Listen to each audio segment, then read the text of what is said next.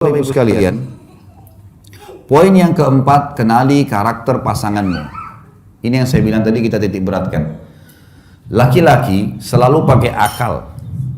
Akal itu begini, masalah, solusi. Masalah, solusi. Perempuan pakai perasaan. Perasaan itu direnungin dulu, baru solusi. Saya kasih contoh gini. Bapak-bapak di sini tentu bisa difikirkan dan saya yakin kita sejalan. Misal kita masuk ke toko baju, kemudian bapak-bapak lihat baju A, ini baju nih, bagus. Tanya masnya, mas ada ini gak? Ada. Baik, warna putih, warna putih. Begitu kita tanya, di gudang, habis stoknya. Kira-kira bapak-bapak di sini terima atau enggak? Hah? Terima nggak kalau misalnya orang masnya bilang, tokonya sudah nggak ada stoknya mas? Kita terima ya? Terima nggak? Mana suaranya orang Bali nih? Saya tanya bapak-bapak dulu, ibu-ibu jangan jawab dulu. Sebentar ibu-ibu. Kita laki-laki sudah biasa kalau, oh ini nggak ada mas stoknya, sudah. Pak mau lihat yang lain enggak? Iya boleh, kita biasa saja. Tapi kalau ibu-ibu, sekarang ibu-ibu beli baju, cocok warnanya, pas lihat ukurannya nggak ada. Pasti ibu bilang, coba cek dulu di gudang mas. Kenapa nggak ada? Kapan ada? Saya ambil nomor teleponnya ya, panjang ceritanya itu.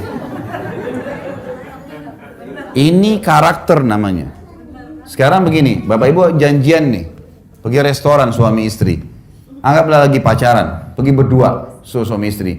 Janjian di restoran A, pas tiba tutup restorannya. Bapak-bapak pasti masalah, solusi. Tutup mah, udah kita cari restoran lain ya. Begitu nggak? Ibu-ibu nggak, sebentar mas, saya tanya dulu kenapa tutup. Turun dia nanya, kenapa tutup? Kenapa? Habis. Kok habis? Biasanya jam sekian, panjang tuh ceritanya. Ngobrol dulu. Ini namanya perasaan. Yang ini akal, ini perasaan. Memang begitu. Memang begitu. Jadi makanya kalau ibu-ibu bisa dengan perasaannya, kalau tidak dapat barang yang dia inginkan, bisa 2 hari kepikiran. Bapak-bapak sudah lupa. Contoh yang lain. Kalau misalnya ada 2 orang suami istri lagi bertengkar, ini ribut-ributan di SMS, saya biasa begitu. Sebelum saya pernah ditelepon suami istri sampai saya pusing juga dengarnya. Telepon saya, ini Ustaz, so, over-overan nomor telepon. Ini apa ini? Saya tutup teleponnya langsung gitu. Ribut bertengkar, ternyata sering SMS-SMS-an ini bertengkar. Baiklah, Bapak Ibu sekarang kalau ada orang yang bertengkar suami istri, kemudian saling marah-marahin di SMS. Bapak-bapak di sini saya sangat yakin, kalau sudah baca emosi memang, tapi dihapus gak SMS-nya? Jawab jujur. Bapak-bapak sekarang kalau lagi masalah sama istrinya, kemudian ada SMS yang tidak enak, kita sudah baca, dihapus gak SMS-nya? Ibu-ibu saya tanya, kalau bertengkar, hapus gak SMS rumahnya? Itu masalahnya tuh. Itu sampai 1 tahun masih disimpan. Ini lagi enak sama suaminya, lagi enak-enak sama suaminya. Kamu dulu pernah bilang begini, suaminya sudah lupa. Kapan? Ini buktinya. Ini karena perasaan. Suami, dia pikir masalah jalan keluar. Masalah jalan keluar. Itu laki-laki. Perempuan enggak, perasaan dulu. Dan itu direnungi dulu lama, baru kemudian jalan keluar. Makanya di sini Allah menjadikan laki-laki sebagai pemimpin. Dia pemimpin itu butuh cepat. Masalah solusi. Apa masalah solusi? Jalan keluarnya apa? Dan Nabi SAW mengatakan sungguh tidak beruntung satu kaum yang dipimpin oleh kaum wanita. Karena lama direnungin sama dia dulu. Bisa sampai berhari-hari sedih baru kemudian jalan keluar, gitu kan? Jadi memang sudah seperti itu. Nah, mengenali karakter pasangan penting. Bapak-bapak sekalian, ibu-ibu itu kena pakai perasaan, dia suka kalau ditelepon. Nah, jadi bapak-bapak jangan juga tidak pernah telepon istrinya. Ibu-ibu harus tahu, bapak-bapak tidak suka ditelepon. Jadi kalau ibu-ibu sering telepon, dia marah. Karena bagi dia, ini lagi kerja, urusan kerjaan. Kalau ibu nggak ada urusan, lagi masak dimatiin kompornya kalau orang telepon, bicara. Kalau bapak-bapak tidak begitu. Nah imbangin ini sekarang, imbangin ya. Cara untuk mempertahankan rumah tangga adalah bagaimana suami mengimbangi perasaan istrinya. Artinya, sesibuk apapun, luangkan waktu untuk telepon. gimana kabar? Baik sayang, ini kita ucapin kata-kata yang baik. Oh ya, dia sudah merasa diperhatikan, udah cukup. Ibu-ibu juga harus tahu, bapak-bapak itu pakai akal. Dia nggak suka diganggu kalau lagi kerja. Dan jangan pernah berpikiran tidak baik sama pasangan ya. Oh kalau tidak angkat telepon berarti lagi bicara sama perempuan lain nih. Ya. Atau lagi sibuk nih, atau lagi apa. Sudahlah, sangka baik aja.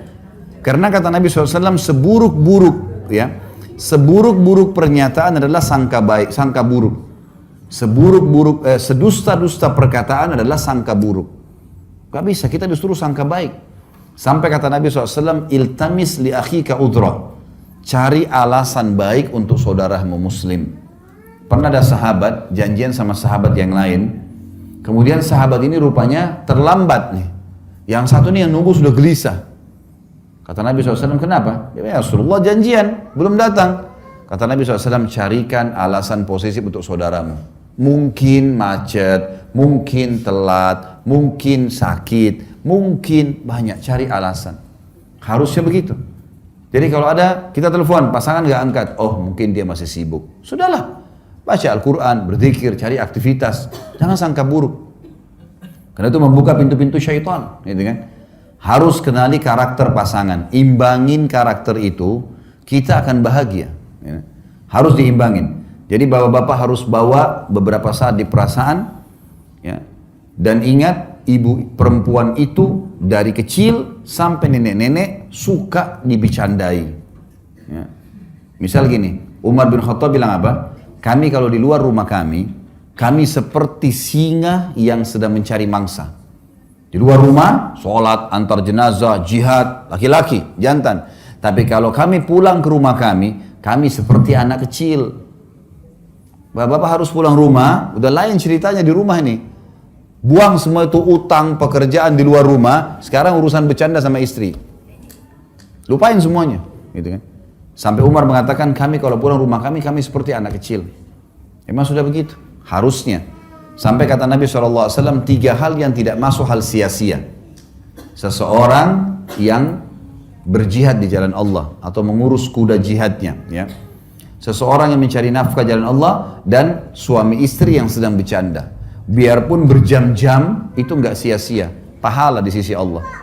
Saking pentingnya, bercumbuan, bercanda, saling menghibur dalam Islam itu dibolehkan. Tidak masuk hal sia-sia. Ini penting di garis bawah ya. Makanya harus diketahui teman-teman sekalian tentang masalah ini. Jadi kenali karakter pasangan, kita akan bahagia.